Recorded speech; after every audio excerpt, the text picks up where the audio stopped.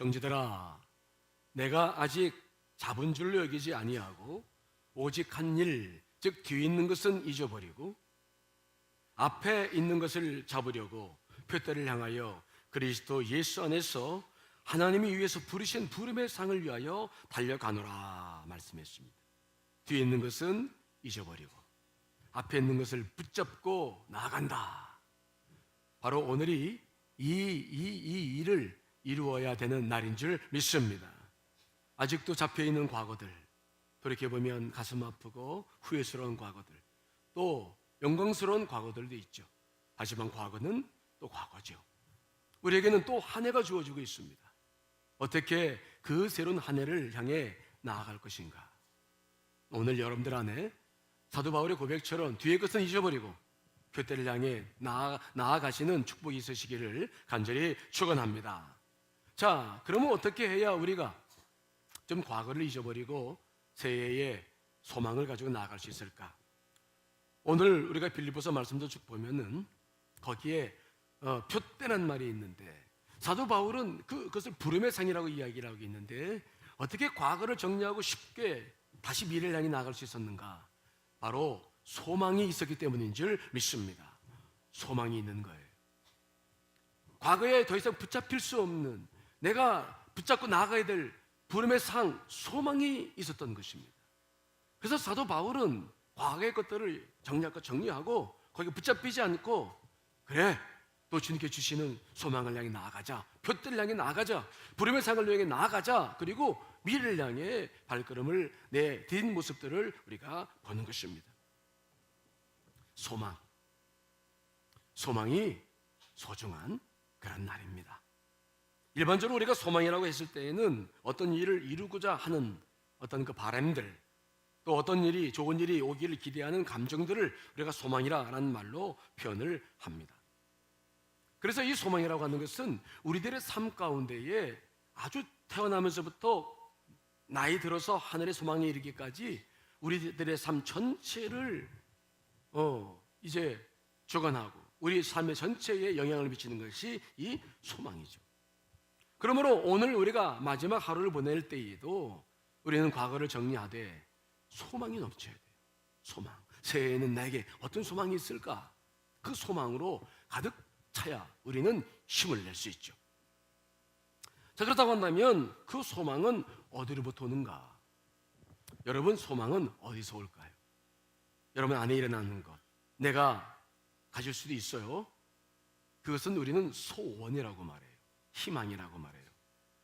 하지만 우리 안에서 주님과의 관계 속에서 일어나고 있는 그 소망은 출처는 어디냐? 바로 하나님이죠. 우리는 소원도 있어야 되겠지만 그러나 소망이 필요한 거예요. 내가 아니라 그분께서 주시는 소망이 있어야 우리는 영육 모든 것이 힘으로도 일어나게 되는 것이죠. 그래서 이 소망의 출처는 늘 하나님입니다. 시편 62편 5절 읽어보겠습니다. 시작. 나의 영혼아 잠잠히 하나님만 바라라. 물은 나의 소망이 그로부터 나오는도다. 성경의 말씀을 읽어보면 소망은 늘 하나님으로부터 나와요. 절망의 순간에도 그분은 주무시지 않죠. 나는 낙심합니다. 하지만 위로부터 내 속에서 와지는 것들이 있어요. 소망이죠. 어떤 아이가 엄마 손을 잡고 세계의 꽃 박람회에 갔다가 엄마한테 물었어요. 엄마, 꽃은 어디서 피는 거야? 꽃씨에서 태어나는 거야. 그래요? 그러면 꽃씨 속에 꽃이 있어요? 그럼. 그래서 돌아오다가 아이는 엄마를 졸라가지고 나팔꽃 꽃씨를 이제 몇 개 얻어왔어요. 얻어와가지고는 꽃을 너무 빨리 보고 싶어가지고 심지도 않고 그냥 연필로 깎아내는 거야. 야, 꽃이 들어있다고 하니까 있을 거다고. 그리고 그냥 씨를 다 깎고 놨는데 하나 다 깎았는데 꽃이 있습니까? 없습니까? 없어요. 얘는 죽었나? 두 번째 것도 다 깎았는데 꽃이 있습니까? 없습니까? 꽃도 안 보이고 잎도 안 보이고 아무것도 안 보이네. 그러니까 막 애가 왕 우는 거야. 울어가지고 엄마가 달려와 보니까 엄마한테 뭐라고? 엄마 거짓말쟁이! 왜? 꽃이 있다고 그랬잖아. 꽃이 없다고 막 우는 거죠. 그때 엄마가 아이를 이렇게 안아주면서 그렇게 말을 했다고 그래요. 꽃이 속에는 꽃이 분명히 있어. 다만 하늘의 바람과 햇살, 땅의 흙과 물이 한데 마음을 합쳐야만 꽃은 피어날 수가 있단다. 꽃을 피우는 것은 우리 사람들이 하는 일이 아니야. 전적으로 하나님께서 하시는 일이란다. 그렇습니다. 소망은 하나님으로부터 나오는 것입니다. 하나님께서는 절망 중에 있는 이스라엘 백성들에게 늘 소망을 불어넣으셨어요. 호세아 2장 12절 한번 읽어볼까요? 시작. 거기서 비로소 그의 포도원을 그에게 주고 아골 골짜기로 소망의 문을 삼아주리니 그가 거기서 응대하기를 어렸을 때와 애굽 땅에서 올라오던 날과 같이 하리라. 이스라엘 백성들은 아골 골짜기에 살았어요. 죄 속에 살았습니다. 죽음의 사망의 골짜기에서 그들은 헤어나오지를 못했습니다. 그들 스스로가 소망을 갖지를 못했습니다. 근데 그때 하나님께서 뭐라고 말씀하십니까? 내가 아골 골짜기로 소망의 문을 삼아주리라. 너희 속에 다시 소망을 심어주겠다. 그들에게 소망이 일어나기를 시작했죠. 사람들로서는 도무지 소망을 찾을 길이 없는데 하나님께서 그들에게 소망의 문을 열어주셨던 것입니다. 예레미야도 동일한 고백을 합니다. 읽어보겠습니다. 시작. 너희 장래에 소망이 있을 것이라. 너의 자녀가 자기들의 지경으로 돌아오리라. 여호와의 말씀이니라. 예레미야의 예언의 때도 마찬가지였습니다. 그들은 곧 멸망할 것입니다. 그리고 70년 동안 바벨론에서 포로 생활을 하게 될 것입니다. 절망적이었어요. 모두가 다 절망하고 있을 때였어요. 그러나 그때 하나님께서 그들에게 소망을 주셨는데 뭐라고 말씀하셨습니까? 그러나 너희 자녀들은 돌아올 것이다. 70년이 지나고 너희 자녀들은 돌아올 것이다. 누가 소망의 문을 가장 먼저 열느냐? 하나님이 열어 가시는 거예요. 하나님. 여러분들이 아무리 좌절하고 실패하고 낙심하고 있어도 하나님께서 여러분들에게 소망을 주신다는 사실을 믿으시기를 간절히 축원합니다. 그래서 사도 바울은 오늘 본문에서 뭐라고 말씀하십니까? 하나님을. 자, 오늘 본문 말씀 읽어볼까요? 시작. 소망의 하나님이 모든 기쁨과 평강을 믿음 안에서 너희에게 충만하게 하사 성령의 능력으로 소망이 넘치게 하시기를 원하노라. 그래서 사도 바울은 하나님을 아예 뭐라고 부릅니까? 소망의 하나님이라는 거예요. 소망의 하나님이라는 거예요. 즉 누구든지 하나님을 믿고 기도하는 사람들은 그 관계 속에서 뭐가 자꾸 나오느냐? 소망이 나옵니다. 소망이 자꾸 끊이지 않아요. 내가 돌아보면 좌절이요 절망입니다. 그래서 나는 못하겠습니다. 난 이제 그만두겠습니다 라고 생각하지만 기도하고 은혜 받다 보면 또 일어나는 게 있는데 바로 뭡니까? 소망이죠. 여러분 그런 경험들을 계속 하고 계시죠? 자식들에게도 에휴 저거 싹수가 노랗구나 관두자. 그리고 이제 포기했는데 또 기도하다 보면 또 주여 주께 주시는 소망이 또 있어. 또 기도하고 또 기도하고 주님과의 교제 속에서 늘 우리에게 일어나는 것이 있는데 그것은 소망이라는 거예요. 그래서 사도 바울은 소망에 하나님께서 성령의 능력으로 소망이 넘치게 하시기로 원한다. 그렇게 우리들을 축복해 주시는 것을 보는 거죠. 즉 하나님을 알고 있는 사람들, 하나님과 관계 맺고 있는 모든 사람들은 소망의 사람들이 될 수밖에 없는 거예요. 실질적으로 그 관계에 들어가면 하나님은 늘 소망을 주시죠. 자, 빌립보서 2장 13절도 읽어볼까요? 시작. 너희 안에서 행하시는 이는 하나님이시니 자기의 기쁘신 뜻을 위하여 너희에게 소원을 두고 행하게 하시나니. 아멘. 우리 안에 끊임없이 행하신 분이 하나님이시죠. 그분은 자신의 뜻을 위해서 우리들에게 소원을 주시고 우리는 그것을 가지고 열심히 일을 하면서 하나님의 뜻을 이루어가는 것. 이게 우리가 사는 인생입니다. 좌절과 낙심과 실패만이 아닙니다. 여러분들 안에 끊임없이 부어지는 이 소망을 붙잡으시기를 간절히 축원합니다. 그래서 그 소망이 일어나는 것이 이게 자연스럽고 우리 크리스천들의 자연스러운 모습이에요. 자, 잠언도 볼까요? 잠언 23장도 읽어보겠습니다. 시작. 내 마음으로 죄인의 형통을 부러워하지 말고 항상 여호와를 경외하라. 정령이 내 장래가 있겠고 내 소망이 끊어지지 아니하리라. 끊어지지 아니한다. 하나님을 경외하고 하나님을 섬기는 사람들에게 있어서는 소망이 뭐라고요? 끊어지지 아니한다. 이게 우리 그리스도인들의 삶이에요. 나이가 80이 넘으신 우리 장로님 한 분이 계시죠. 대화를 하면서 느껴지는 게 있는데 끊임없이 소망이 있어요. 우리 허연호 장로님 94세 되신 장로님이 오늘 허리 수술하시느라고 오늘 못 나오셨는데 장로님 만나서 대화해 보세요. 끊임없이 소원이 있어요. 목사님, 나는 우리 자녀들이 이랬으면 좋겠습니다. 내 남은 생이 이랬으면 좋겠습니다. 지금도 여성교회장을 그분이 하십니다. 우리 여성교회가 이랬으면 좋겠습니다. 94세인데 끊임없이 그 안에서 뭐가 일어나고 있어요? 소망이 일어나요. 소망. 하나님에 대한 소망. 제가 그래서 느끼는 게 있습니다. 그래, 우리는 실패하고 좌절해서 때론 낙심할 때가 있지만 우리는 저 하늘나라에 갈 때까지 소망하며 사는 사람들이구나. 그래서 그리스도인들은 소망의 사람들이구나 라는 것을 깨닫게 돼요. 여러분, 여러분들이 아무리 눌러도 나오지 못하게 해도 여러분 안에서 뭐가 나올 수 있다고요? 소망이에요. 오늘도 소망이 마음껏 나오시길 간절히 축원합니다. 자꾸 소망이 생기는 거예요. 이게 하나님과 우리와의 관계 속에서 일어나는 것들입니다. 만일 소망이 끊어졌다, 그러면 이게 심각한 문제예요. 아셨죠?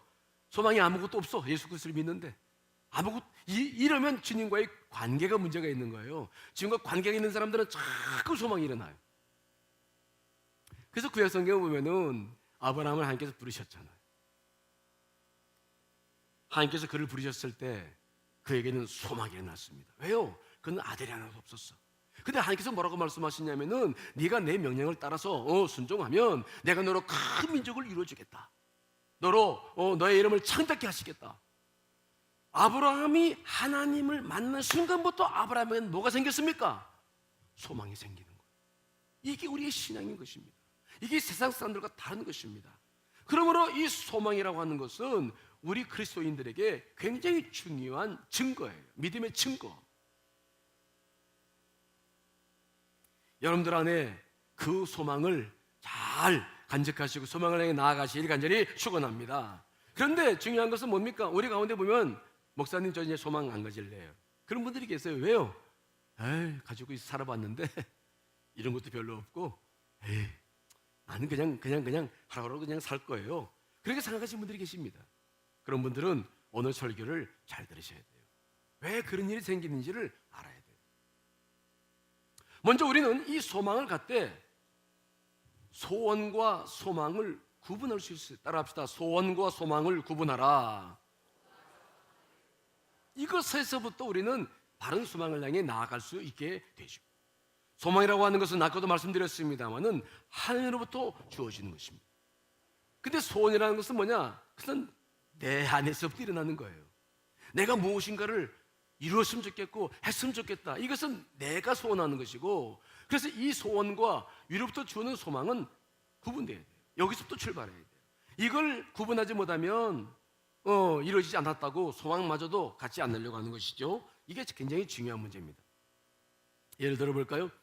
제가 언젠가 어떤 교우 신방을 마치고 물왕리 조수에 가서 같이 점심을 먹었는데 거기서 점심을 맛있게 먹고 나니까 나가려고 했더니 식당 주인이 목사님 잠깐 기다리세요 그래요. 그래서 뭘 주려나 기다렸더니 뭘 하나씩 나눠줘. 봤더니 로또 복권 한 장씩 줘. 신기하더라고요. 하나씩. 로또 복권 그건 저는 그거 나하고 관계도 없는 거니까 그냥 근데 막상 받아보니까 이게 달라. 딱 잡아보니까 이거 1등 해봐 이거. 이야 이거 몇십억인데. 그러니까 이 생각이 달라지는 거예요. 그래가지고 여보 이거 잘 간직해. 그래. 로또 한 장을 붙잡고 그거 싹 되었으면 좋겠다고 바라는 건 소원입니까? 소망입니까? 소원이죠. 왜요? 그 숫자가 어디입니까? 사람의 날. 내가 이루어졌으면 좋겠다. 이건 소원이에요. 이거는 이루어졌으면 좋겠지만 이루어지지 않을 확률이 너무 많지요. 하나님께서 주시지 않았기 때문이에요. 소원과 소망은 이렇게 출처가 달라요. 여러분들 안에 일어나고 있는 많은 바람들이 있는데 이것들을 잘 구분해 보셔야 돼요. 그리고 이 소원과 소망은 뭐가 더 다르냐? 목적이 달라, 결과가 달라. 소원이라고 하는 것은 일차적인 목표가 뭡니까? 자기 영광이에요. 로또 되면 얼마나 좋을까? 한 30억 되면은 내가 뭐부터 할까? 집도 좀 사고 차도 바꾸고 이 세계 여행도 다니고 결국은 전부 누구를 위한 일입니까? 다 나를 위한 일. 그래서 그 소원은 이루어져도 여러분 그 인터넷 찾아보세요. 로또 복금 되신 분들이 90몇 프로는 다 비극적으로 마치잖아요. 이혼하고 막 파산하고 막.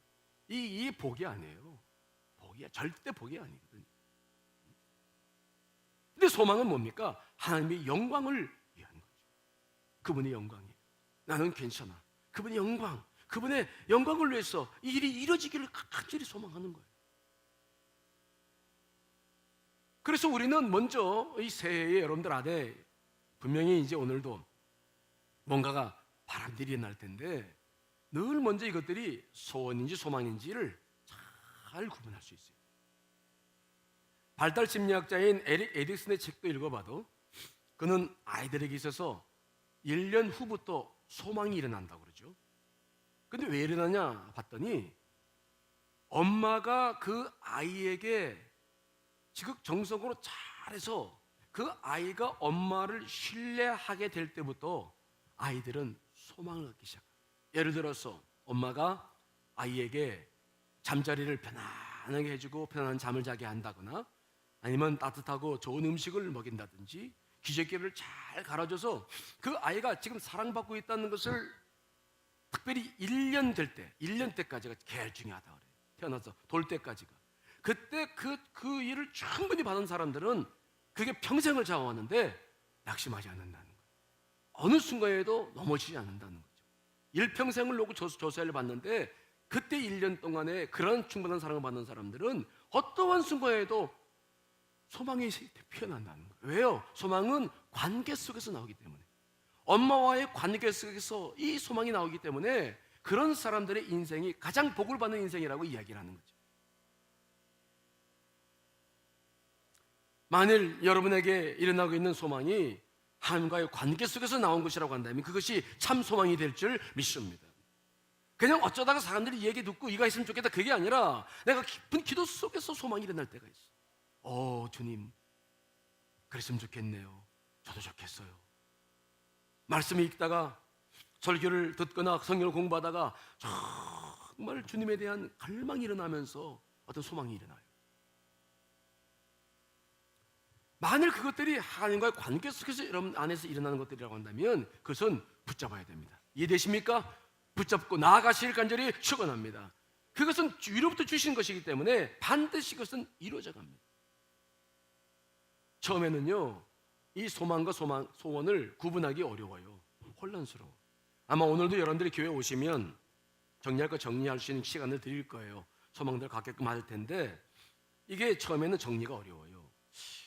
이게 하나님의 영광을 위한 것도 있고 나를 위한 것도 같이 들어가 있는데 이걸 구분해야 되나 꼭 구분할 필요는 없죠. 하지만 그런 부분들이 처음에는 어려워요. 하지만 이제 그 소망 주신 것들이 금방 사라지지 않고 내 안에 열정으로 남아있어. 그것들을 붙잡고 기도하기 시작하다 보면은 아하 이게 소망인지 소원인지 잘 구분되죠. 어렵지 않거든요. 그리고 그것들이 설령 이루어지지 않더라도 다른 것으로 역사하신 하나님에 대한 유연성까지 갖게 되어져서 이 부분에 대해서 의심할 필요가 별로 없게 돼요. 오늘 여러분들이 소원과 소망을 잘 구분할 수 있는 하루가 되시길 간절히 축원합니다. 두 번째로 우리가 낙심하지 말아야 될 것은 그런데 소망은 아까 꽃씨를 칼로 깎은 아이처럼 소망을 가졌다고 금방 꽃이 피구나 열매 맺는 게 아니에요. 이 부분을 우리가 놓치기 때문에 소망을 갖지 못해요. 우리가 가지고 있는 이 소망은 일정 방식의 전개 과정과 발달 과정이 늘 있어요. 아브라함을 보십시오. 아브라함이 하나님의 부르심을 받은 것은 내가 너로 큰 민족을 이루어주겠다라는 약속의 말씀 때문이었습니다. 하나님께서는 아브라함에게 그를 부르시자마자 위대한 소망을 주셨죠. 아브라함은 그 소망 때문에 갈대 우르와 하란을 떠나서 가나안 땅까지 왔습니다. 아마 그는 생각했을 것입니다. 야, 이제 곧 아들이 생기겠구나. 왜? 큰 민족을 이루려면 내가 나이도 들었고 빨리 아들을 주셔서 그 아들이 또 아들을 낳고 아들을 낳아야 내가 큰 민족을 이룰 거니까 나는 금방 아들 낳겠구나. 그리고 기대했을까 안 했을까요? 했을 거야. 야, 하나님 어떻게 아들 주실까? 그런데 10년이 지났는데도 아들이 안 주네. 10년. 와, 여러분 생각해 보세요. 75세 부름받아서 10년 지났습니다. 나이가 85세입니다. 아들이 없어. 속은 느낌이 들까요? 안 들까요? 와, 이거 완전 꽝이네 이거. 하나님이 거짓말쟁이야. 10년 동안 지났는데 아들, 민족은 그만두고 아들 한 명도 안 주다니. 그래가지고 화가 나가 저로는 하나님 이야기 좀 합시다. 뭐냐? 이제 저 하나님 그만, 저 하나님 소망 그만 끊습니다. 왜 그러냐? 아이 10년이 지났는데 아들 한 명도 안 주고 이제 그만하세요. 제가 기르고 있는 엘리에셀 종, 저놈이 똑똑하니까 저놈 그냥 후계자 삼고 말 겁니다. 제 나이 85세입니다. 이제 그만하십시오. 딱 이렇게 나왔어. 하나님께서 아브라함을 달래셔가지고 아브라함아 밖에 나가보자. 그러고 밖에 나가보니까 밤하늘에 막 별들이 그냥 초롱초롱. 이 후손이 저렇게 될 거야. 난 약속 지키는 하나님이다. 다시 한번 힘을 내라. 용기를 내라.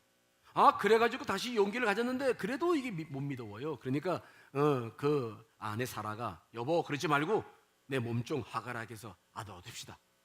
이렇게 받으나 저렇게 받으나 아들만 낳으면 될 거 아니요.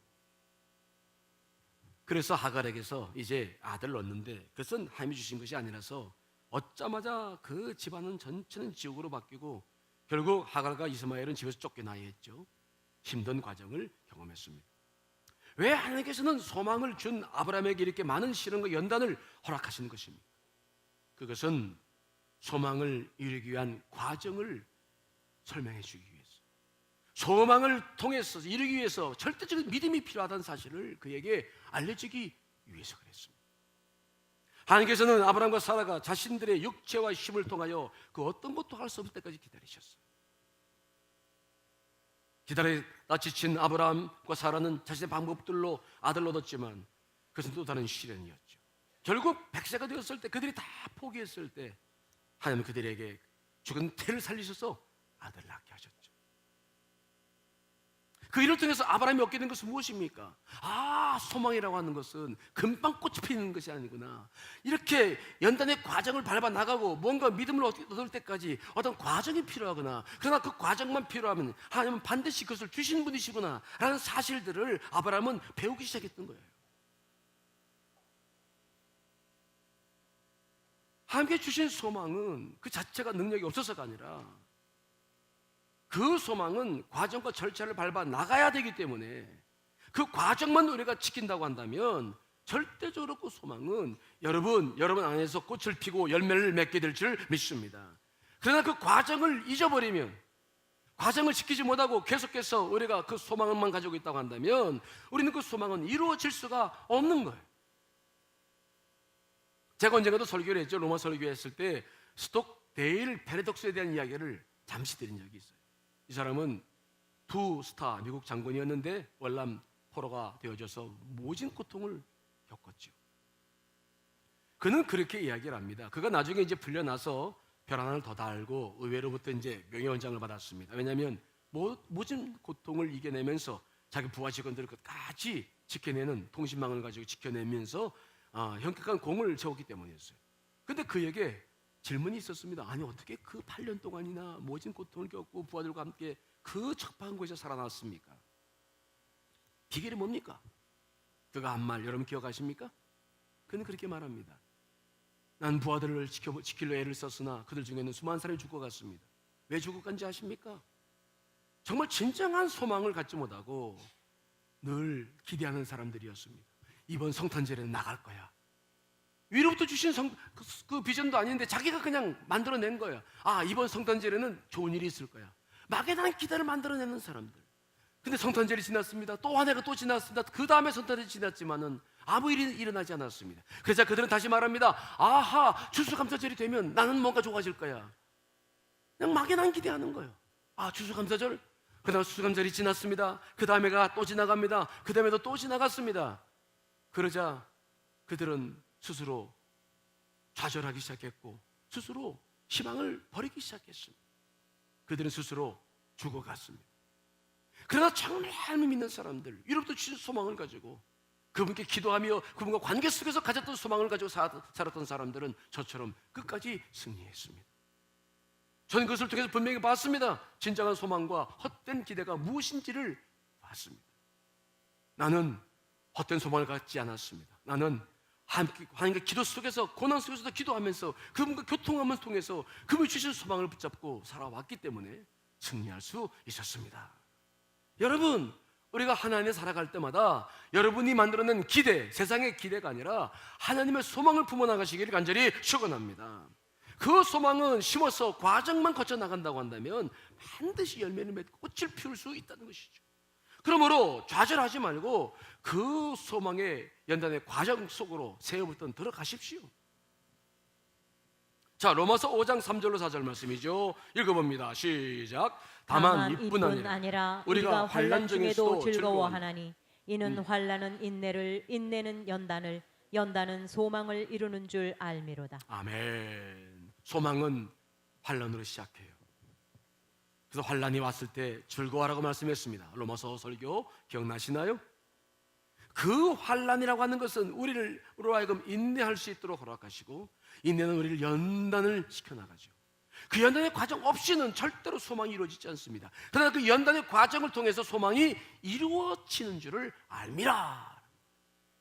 이 과정을 통해서 우리는 하나님을 알게 되고 소망을 이루어가게 될 줄 믿습니다.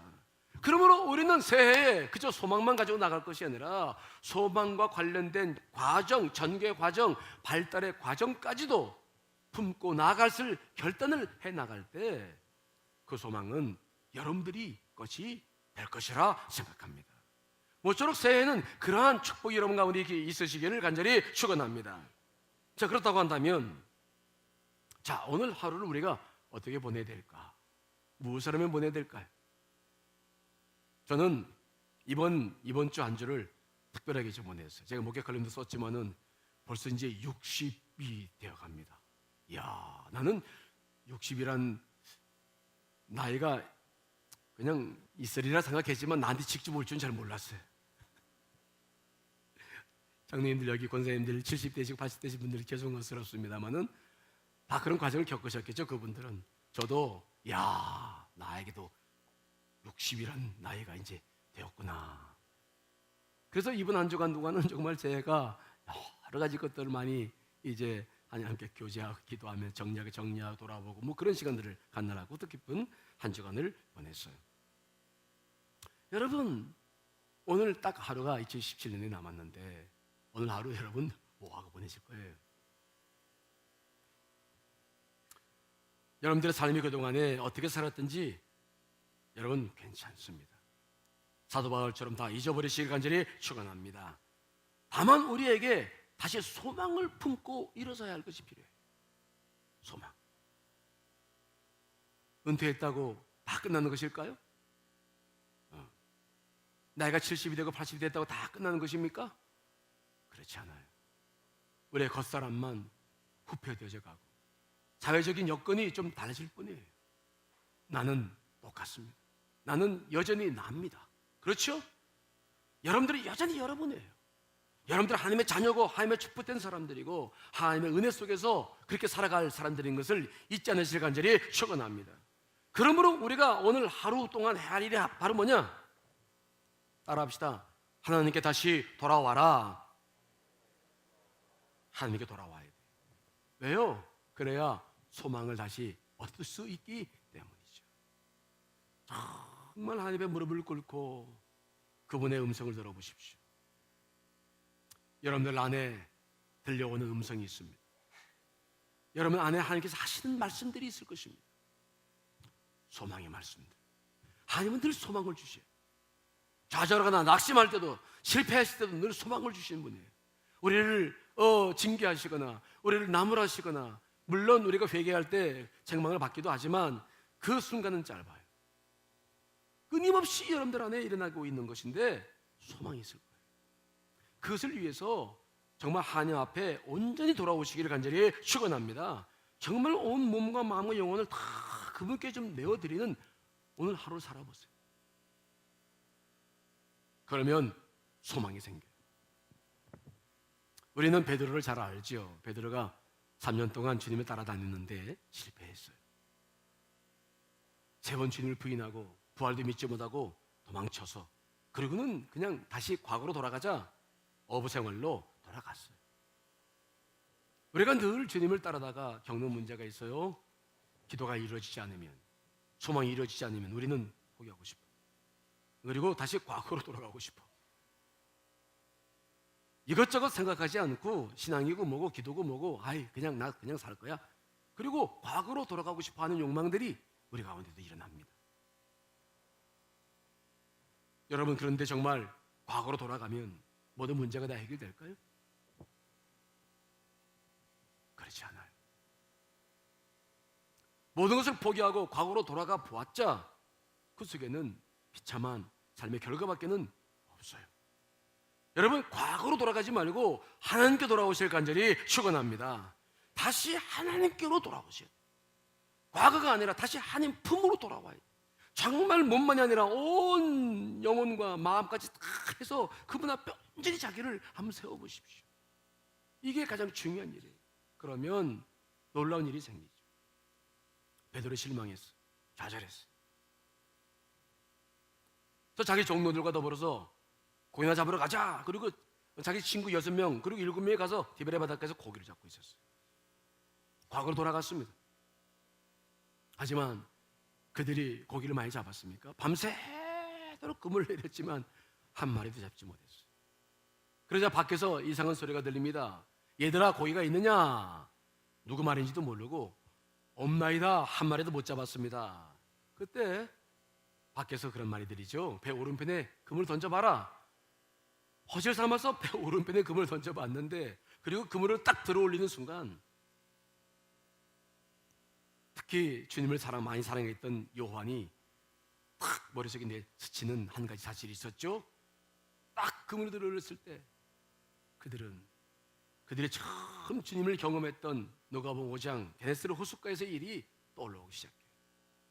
그날도 고기 한 마리 잡지 못했을 때 더 깊은 곳에 가서 그물을 던져라라는 명령을 따라서 그물을 던져 보았을 때, 그때 평생 가장 많은 고기를 잡았던 그 경우, 그리고 주님의 제자가 되었던 다시 그들은 그 그물을 들어 올리며 부활하신 주님이 진짜 부활하였음을 깨닫기 시작합니다.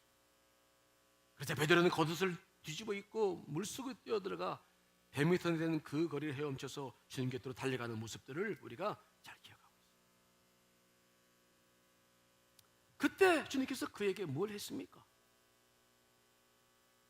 그를 책망했습니까? 그를 낙심시켰습니까? 아니에요. 다른 거 다 묻지 아니하시고 내가 나를 사랑하느냐 말씀하신 다음에 내 양을 쳐라, 다시 소망을 주신 줄 믿습니다. 다시 베드로가 그 속에서부터 일어나기 시작하는 거예요. 정말 우리가 실패하고 좌절했을 때 해야 할 일은 바로 뭐냐? 과거로 돌아가는 것이 아니라 처음 산으로 돌아가는 것. 자, 요한계시록 2장 4절 5절도 읽어보겠습니다. 시작. 그러나 너를 증명할 것이 있으니 너의 처음 사랑을 버렸느니라. 그러므로 어디서 떨어졌는지를 생각하고 회개하여 처음 행위를 가지라. 만일 그리하지 아니하고 회개하지 아니하면 내가 네게 가서 내 촛대를 그 자리에서 옮기리라. 아멘. 에베소 교회에 창명하실 때도 말씀하셨어요. 그 교회는 다 좋은 교회였습니다. 하지만 악한 세력들과 싸우다가 너무 진이 빠져서 그만 사랑을 잃어버렸어. 그때 주님께서는 처음 행위로 돌아가라. 우리가 해야 할 것은 과거가 아니라 내가 받은 은혜의 자리로 돌아오고 내게 소망을 주었던 하나님께로 다시 돌아오고 다시 그분에게 완전히 돌아와서 다시 우리는 소망을 가져야 될 줄 믿습니다. 그게 우리가 해야 할 가장 중요한 일이에요. 중요한 일이에요. 세계적인 피아니스트 파데레스프 키라고 하는, 이름이 좀 어려워요. 러시아 사람이라서. 그 유명한 피아니스트가 있는데 그 사람에게 친구로부터 초청장이 왔죠. 내 딸 피아노 발표에 꼭 참석해 주게. 그의 친구의 딸도 천재적인 소질이 있었습니다. 하지만 파데레프스키는 그 시간이 선약이 되어 있어서 갈 수 없다고 배신을 했죠. 그런데 그만 선약이 취소됐어. 그래서 파데레프스키는 그 연주회를 몰래 참석했어요. 그 딸은 막 젖곡을 정말 신들린 사람처럼 그렇게 해서 많은 사람들도 박수를 받고 열광을 받았어요. 근데 그 소녀가 두 번째 곡을 연주하다 보니 하다가 딱 얼굴을 마주쳤는데 바로 바데르프스키 얼굴하고 딱 마주치는 순간 이 소녀는 긴장하기 시작했어요. 가장 세계적인 피아니스트가 자기를 쳐다보겠다는 사실 앞에 연주하다 그냥 얼어가지고 그는 막 음도 맞지 못하고 꽁꽁 얼어가지고 제멋대로 곡을 쳐서 연주를 그냥 망쳐버리고 말았어요. 순간 그냥 그 소녀가 피아노 앞에서 막 엉엉 눈물을 흘리며 울기 시작했어요. 그때 바데르프스키가 그 소녀에게 찾아와서 소녀의 이마에 입을 이렇게 맞춰주고 다정한 목소리로 이렇게 속삭였다고 그러죠. 얘야, 틀려도 좋아. 다시 한번 시작해봐라. 넌 잘할 수 있을 거야. 거장의 위로의 말을 소녀는 다시 눈물을 닦고 두 번째 곡을 연주하기 시작했는데 얼마나 멋진 연주를 했는지 그때부터 이 소녀가 세계적인 피아니스트가 되었다. 그런 이야기를 제가 읽어본 일이 있어요. 우리가 낙심할 때마다 하나님께서 우리에게 오셔서 무슨 말씀하십니까? 괜찮아. 지난 1년 동안 수고했어. 괜찮아. 그래도 좋아. 이제 다시 한번 새롭게 시작해봐라. 내가 너와 함께 하고 있지 않니? 잘못된 것, 실패한 것에 사로잡히지 말고 네가 하나님 앞에 송구스러운 일에 사로잡히지 말고 다시 시작해봐. 너는 다시 시작할 수 있어. 너 얼마든지 잘할 수 있단다. 너는 내 사랑하는 자녀가 아니겠느냐. 오늘도 주님께서 우리들에게 지금 그 말씀을 하고 있지 않습니까? 여러분, 자꾸 아픈 마음을 품고 세상으로 나가지 않으시길 간절히 축원합니다. 돌아오세요. 교회로, 다시 하나님 품으로, 다시 은혜 받은 자리로, 다시 그분께 내 온 몸과 마음과 정성을 다 드리며 그분을 향할 때 아마 오늘은 여러분들이 새로운 소망을 받는 하루가 될 줄 믿습니다. 그분의 음성을 듣고 새롭게 새해를 출발하게 될 것입니다. 그런 은혜가 여러분 가운데 있으시기를 간절히 축원합니다. 다 같이 기도하시겠습니다.